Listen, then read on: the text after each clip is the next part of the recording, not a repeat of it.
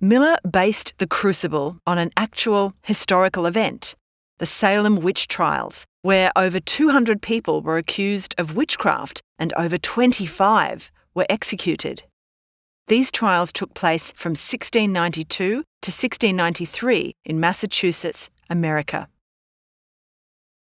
But why would Miller pull a historical event out of the blue and use it as a basis for a new play, written in 20th century America? Miller associates the hysterical fear of communism in his own society with the paranoia of witchcraft during the Salem trials. But wait a second, hysterical fear of communism? What's that all about? After World War II ended in 1945, two major superpowers emerged, the United States and the Soviet Union, or the USSR.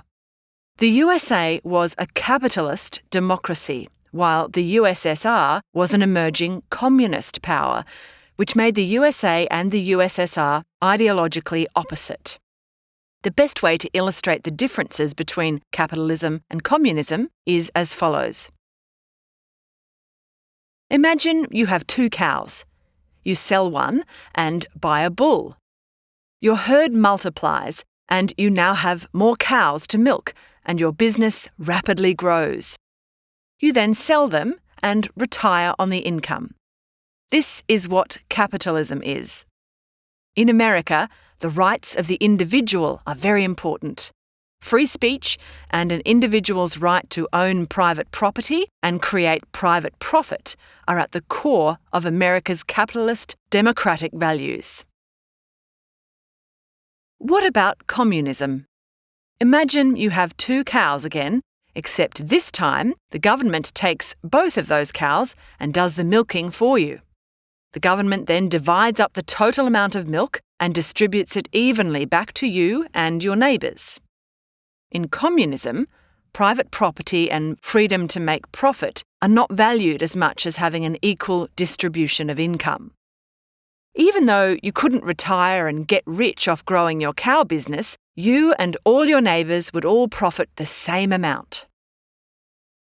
While this sounds good in theory, the Americans were worried that if you couldn't get rich, no one would be incentivised to buy a bull and build a successful milking business. Even though everyone gets the same amount of milk, the total amount of milk produced would be far less. Capitalists believe that private rewards are essential to growing the overall size of the economy. These ideological tensions meant that in the 1950s, American society was very hostile towards communist ideas and feared a communist takeover. This paranoia, or extreme fear of communism, became known as the Red Scare. One of the key figures of the Red Scare movement was Senator Joseph P. McCarthy, who tried to expose supposed communists in the US government from 1950 to 1954. McCarthy's denunciations and fear-mongering fueled terror and suspicion across America, a phenomenon which became known as McCarthyism. Widespread fear and suspicion, false accusations, fear-mongering, starting to sound a little bit like the witch trials in the Crucible? McCarthyism is a term used to describe all the unsubstantiated accusations against supposed communists in America. Government employees, those in the entertainment industry, academics, and labour union activists often experienced aggressive investigations and questioning. Their reputations were destroyed, and they would often be left unemployed. Lots of these trials were held by the House Un-American Activities Committee, the HUAC. In 1950, Congress passed the McCarran Internal Security Act, which required the registration of communist organisations to protect the USA against un-American activities.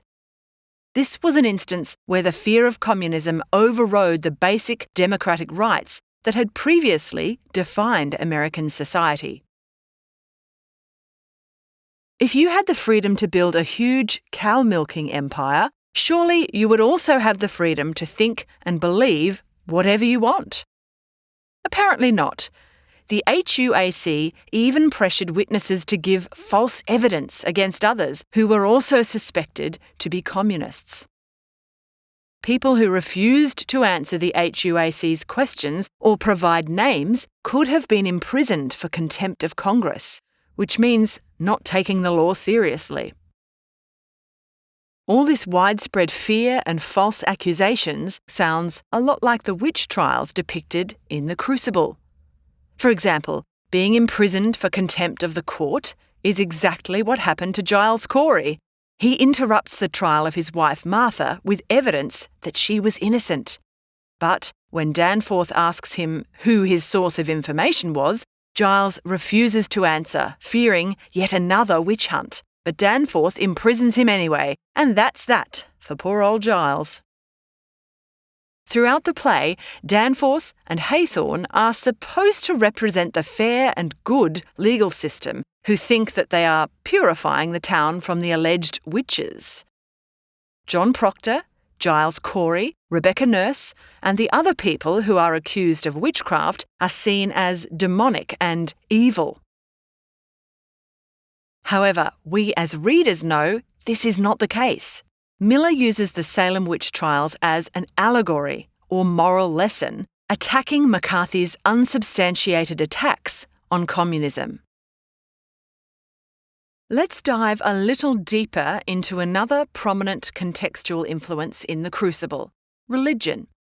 Salem had been settled by religious refugees from England who wanted to build a pure, Bible-based society. They followed a belief system known as Puritanism. Puritanism was a particularly strict form of Christianity that enforced strong morals and rejected self-indulgence and freedom as worshippers entered into a rigid relationship with God. In Salem, they created an isolated, theocratic society, which means that priests ruled the town in God's name.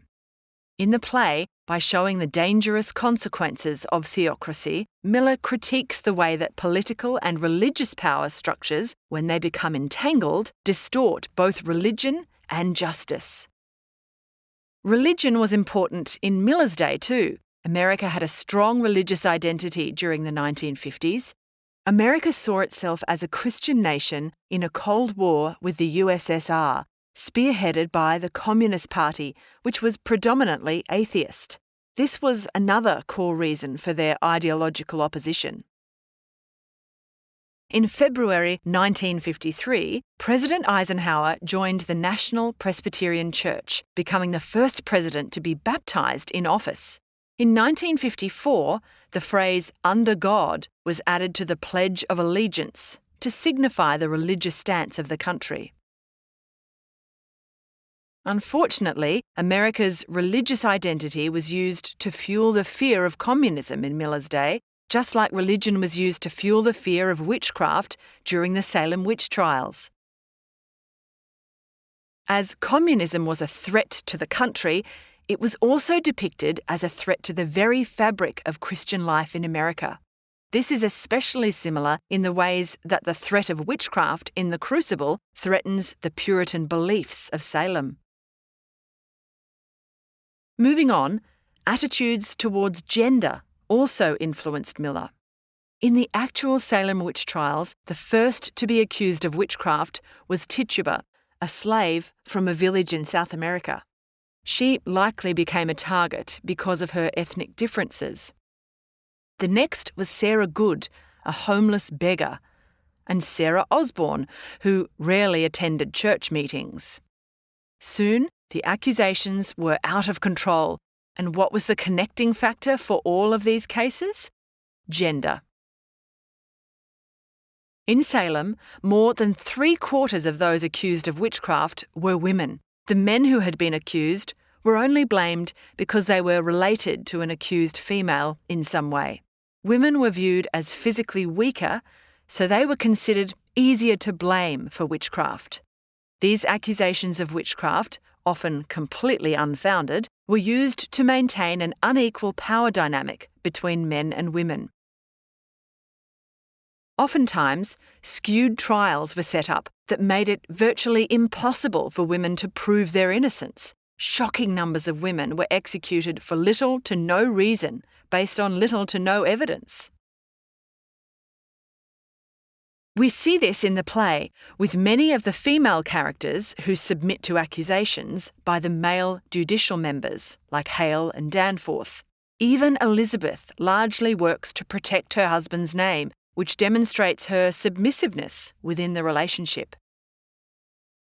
The stereotype of women as flirtatious, manipulative, and untrustworthy is also demonstrated by the character of Abigail.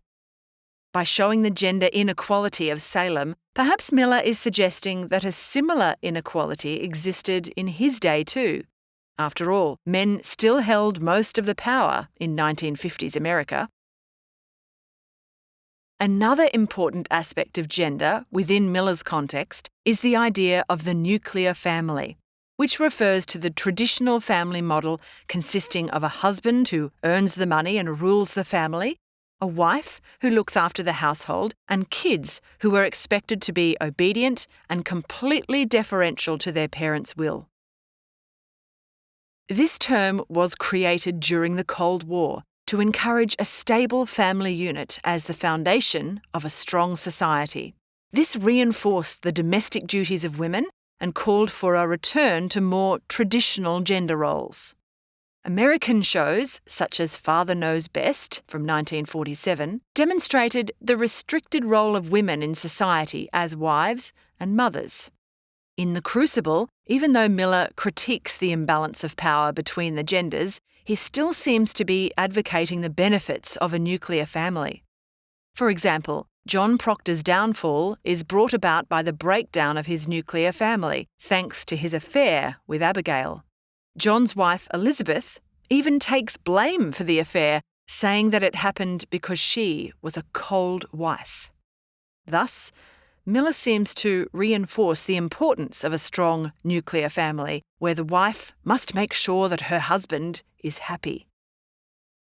This point about the nuclear family illustrates a really important principle of analysing literary texts. Sometimes texts don't just subvert societal expectations, sometimes they also reflect them.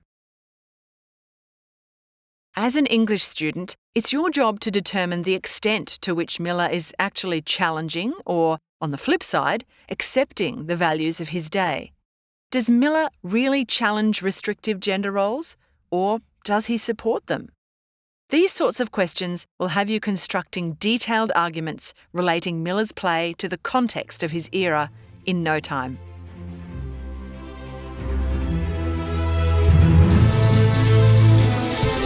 We hope you enjoyed this Schooling Online production. For more easy lessons on The Crucible, check out our explanation of the play's plot summary.